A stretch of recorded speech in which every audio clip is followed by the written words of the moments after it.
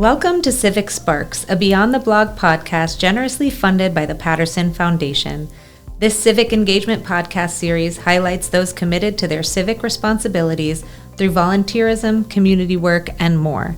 Civic Sparks takes an in-depth look at how individuals and organizations are working towards achieving shared aspirations, acknowledging we each have a role in forging a positive future.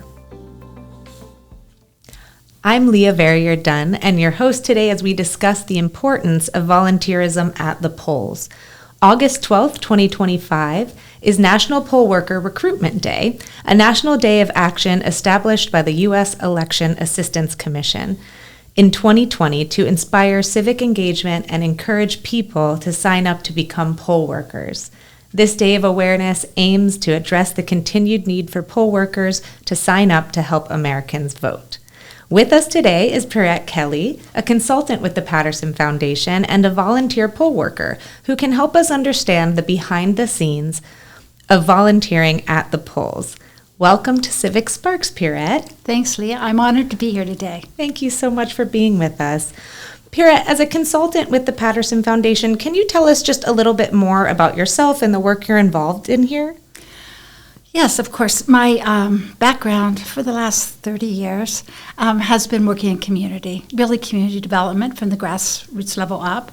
I was the executive director of a community center for 23 years and then took a small pause, and I've worked with Beth Duda and with the Patterson Foundation as a consultant for the last almost 10. Wonderful. It seems like it naturally sort of leans into this idea of volunteering within the community and forging the work you've already been doing for so long. We know that volunteering to support our voting system is very crucial to ensuring a fair process and to making sure that all voters feel secure as they step into the voting booth. Having this trusted system helps to foster wide participation in our elections, and we know that with wider participation, that assures a more realistic reflection of the values of the community. What inspired you to begin volunteering at the polls? Well, in 2023, the Patterson Foundation went to Washington, D.C. for Abraham Lincoln and Frederick Douglass. And that was the most marvelous trip I've taken in such a long time, because during that trip I met my cousin that I have not met for 66 years. And he has been a dedicated community servant, civil servant. He worked in the Department of the Environment for many, many years and just retired. And he has been a volunteer poll worker since 2006. He's an election judge now. And I called him because many of the people that I've worked with for all these years have children and now grandchildren, and they're talking about what kind of America are we going to leave to our children? What will the future look like? So I called Patrick and I said, Patrick, you've been involved in Washington, you know all these different things that I really don't know because I lived in Ireland for many years, but tell me, what can I do or what should I do? And there were all these threats against the last election. And so I was particularly motivated by that conversation that I had had to feel like I was making some contribution. So he suggested, why don't you contact your local election supervisor of elections and see if there's any jobs available as a poll worker. And I was like, okay, I don't know much about it, but I'll learn. So I actually went to the Manatee County website because I live in Manatee County, and Supervisor of Elections certainly had a whole section on poll workers. Online application, really easy, filled it out online, downloaded it, signed it, put it in the mail. Everyone can do that, which is just so wonderful. And a few weeks later, maybe a month later, but a while later, I got a letter back saying they had plenty of poll workers for 2025. So it must have been a great year for poll workers. And so Patrick had also suggested that if I couldn't do that for some reason, that there are some nonpartisan organizations who do poll watching, and that might be an alternative for me. So I was like, okay, I know nothing about that. But Nancy Kennedy is one of my neighbors, and she is very involved in all kinds of wonderful civic things. So I called Nancy. It takes a community, right? It really does. And I asked Nancy if she knew anything about nonpartisan poll workers. And she said, no, but I know someone who does. So there is actually an organization called the Carter Center in Washington that does nonpartisan observers in all communities. And so Nancy suggested that the League of Women Voters was working with the Florida Election Protection Coalition, which were nonpartisan poll observers. And so she gave me their contact information, which I brought today, and to share with everybody if they're interested.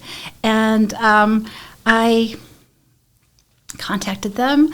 And they said yes, sent me the application, filled out the application online, and then said, we'd love to have you.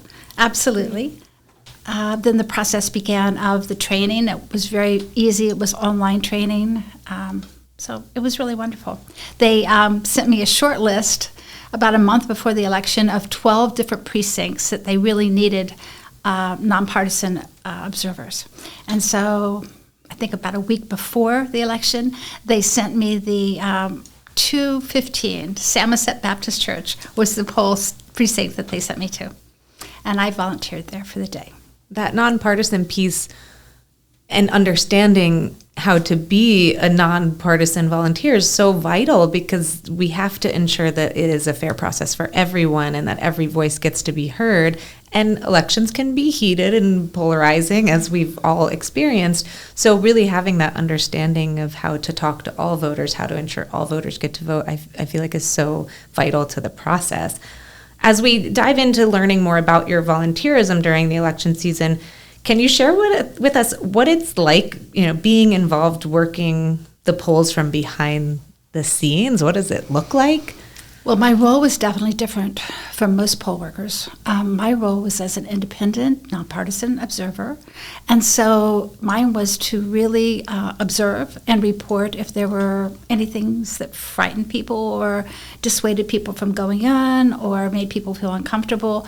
And if there was a problem with some particular voter, like they were in the wrong precinct or they had just questions that no one could answer, then I would connect them back to all the poll workers, because this organization was connected to all poll workers, which was really marvelous.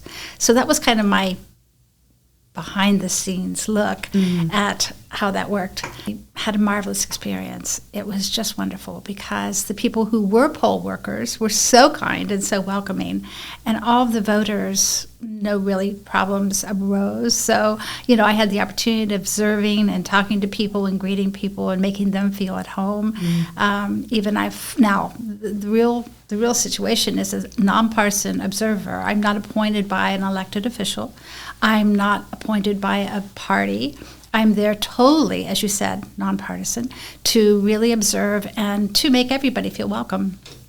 So there's rules. People have to stay so many certain feet away from the precinct, and you wanted to make sure that there were no intimidating trucks or, people kind of making people just feel uncomfortable. And so that's pretty much what I did the day. I just sat and watched and talked and welcomed everyone, said hello, asked how it went when they were leaving. It was really wonderful. That's such a nice way to work on building the connections within the community, too, by helping to be a part of creating a safe and comfortable environment so that people know that they're in a place that's okay. They can go in, they can do their thing, they can talk to their neighbor. That's, I think, really important part of the process in building that community around this, civic action. So it sounds like most of your experience with poll working has been through this other organization, and your responsibilities were sort of on the outside of the polls, it sounds like, before people went in. So if people had problems or, something came up, where did your duties stop? And, the people who were hired by an elected official, let's say the actual poll workers, where did it, your stop and theirs begin? Well, there were only two people that came out of the precinct who had some concern. They actually had just read it wrong and they went to the wrong place. So my job was to do what's up, which is however all the poll workers were connected, and just tell them, I have a voter here, this is what their information says, can they get to their poll on time? And it was reassuring to them to know that there was an independent person there who would just answer that question and help them. I am quite sure from all the people that I met, wonderful people that I met inside the precinct, that probably anyone would have given them the same information. But inside the building is different because people are there to vote and people are focused. And on a hyper election like 2025, people were worried and concerned. So they were all a little more cautious and maybe restrained than they would be during a normal election. So I felt that the role of nonpartisan outside the building was really more valuable than it might have normally been. And I loved what you said a few minutes ago about August 12th being National Poll Worker Day. Yeah. I was going to say something about that because I think if everybody would just step up and kind of get involved, it would make such a difference. It's true. And, at different stages in everyone's life, we have more to give or less to give or whatever. But if we're all focused on ensuring that this process stays on track and that everyone gets to do what they need to do and then they get where they need to go, it can be confusing. There's a lot of precinct options. Sure. And then there's early voting and then there's vote by mail. There's so many options, and depending on your resources, you may or may not be super clear on where, when, how it all works. So having people in that place that aren't inside the building, I feel like is a very crucial position. Yes. And it's a little less maybe intense than once you walk in the doors, and like you said, they're focused on voting once they get inside, but on the outside, they can ask more questions, maybe a little bit more freely. You kind of shared with us how you learned about volunteering through your cousin, but I'm also curious I think you said the League of Women Voters was who you connected with here, and then the League of Women Voters was working hand in hand with the national organization that might work or probably does work with the Carter Center. Okay. So they are the group with the boots on the ground who make sure that everyone has someone to talk to, has someone watching, someone who is that independent person. But they were doing this group in Florida. So okay. Yes, it was a League of Women Voters that connected all the dots together. Okay. And the training was really easy. They sent me a package with beautiful bright yellow T-shirts so everyone would know who you were. And a marvelous ID, and signs and boards, just clipboards, so I could fill out all these questions if somebody had them. But thank goodness there were really no problems on the day. So that was a relief at the end of the day when I had done my civic duty, and I felt so much better. Yeah, and it went off without a hitch. That's always a good feeling. It's so true. Yeah. So it sounds like there's two options. People can either go through the supervisor of elections to sign up to volunteer as a poll worker, as an official poll worker, or they can go through one of these side organizations to be a poll watcher. Is Correct. That what you're saying it's called? So someone could go both ways. They could try one or the other to see what might be a better fit for them. For those that are potentially interested, would you have a suggestion of where they should start, why one might be a better fit or another? What can you share to those people?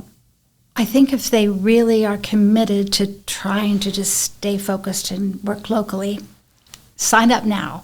Go to the election supervisor's office now and get your application. I've already filled mine in. But quite honestly, I'd be more than happy to do what I did last year. But if they really want to check out and see what the differences are between poll watchers and poll workers, the Carter Center has marvelous information. So it's kind of a one-stop shop, and they've been doing this for generations now to protect and guard the freedoms of elections all over the world. That's so wonderful. We'll make sure that we include the Carter Center's information so people know how to check out that resource. I'm curious, you mentioned the training was really simple, Did anything have to happen in person, or was it all just you got the packet? Did you have to do any Zoom meetings? How did the training process work? There was at least one, maybe two Zoom meetings, and the packet information was very clear and very easy. And there were really few things that were technical that had to be worried about or concerned about. It was just really showing up and observing. But I think they were really evaluating to make sure that, one, you were nonpartisan, and two, that you would not share your views with other people. That's really critical when you are a nonpartisan poll watcher. Absolutely, because the moment that gets breached, it's very hard for people to feel comfortable to say or ask questions that they need to ask in those voting moments. So that sounds like very imperative training to understand. Person Foundation, as you know, is committed to strengthening people, organizations, and communities. With that in mind, why do you think this type of volunteerism is so important? You mentioned it earlier, Leah. I think that there comes a time in everyone's life when they might say, let's see, I'm really worried about my grandchildren. I'm really worried about future generations. I want to do something. I don't have a lot of time, but I have a free Tuesday in November or whenever the next election is. It's an easy process. You feel like you've done something for your country, for democracy, for the future, and you feel like it's really strengthening our community and all of your neighbors.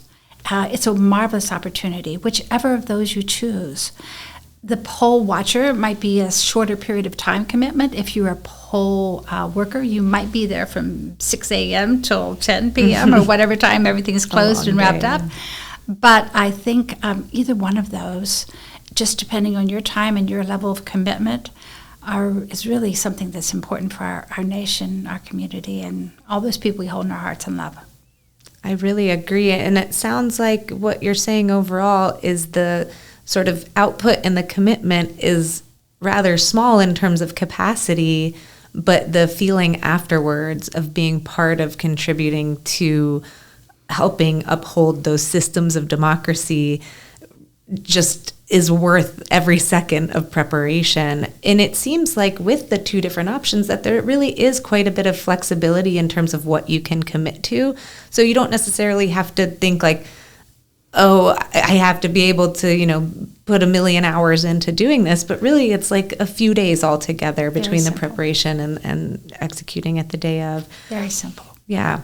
In the spirit of sharing our cookies, if someone was interested but having some reservations about volunteering, what might you say to them to help encourage them to go for it? Would you like to sleep better at night? Peace of mind is priceless. And honestly, I wouldn't hesitate to recommend it to anyone. I'd be more than happy to give my number. Give me a call. But honestly, it's so easy to find out online, and it's so really easy to step up and just give those hours, whatever it is. You can sit down and read a book with a child and teach a child how to read or write. You can support families at the food pantry. You can do so many things in our community. But if your time is limited, this is an absolutely perfect way to get involved in democracy. And this time in our nation's history, it made me feel better. I would recommend it. I'm so glad to hear that. Before we finish up today, is there anything that we haven't covered that you feel is important to share with the listeners? Well, I think all of us have special gifts, and all of us have things that we can share. And some of us have more time than others. But I really, really recommend that stepping forward and getting involved in your community, even in this very small way, can be transformative. And I'd also just like to mention, just in case, we're doing these absolutely marvelous book circles, and I know somebody who knows more about this than I do, but it's a marvelous way for voters and community members to get involved in their community and learn more. And if there's things that they're worried about in their community, it's a marvelous way to do something really positive. So that would be what I would love to share with you today. Yeah, thank you for bringing up the new Civic Path book circles that will be happening between July and October, because that's what the book is about. It's really about how do we all come together, no matter where we're coming from, to take action and have progress moving forward, and not feeling that sense of stuckness, like we can't figure out a way to work together. So I think that's a perfect way to wrap up everything we've been talking about. Pirrette, thank you so much for joining me today for Civic Sparks. It was a pleasure learning about your civic engagement, commitments, and your ongoing volunteerism and your commitment to forging a positive future. So thank you for being here. I'm honored. Thank you for inviting me.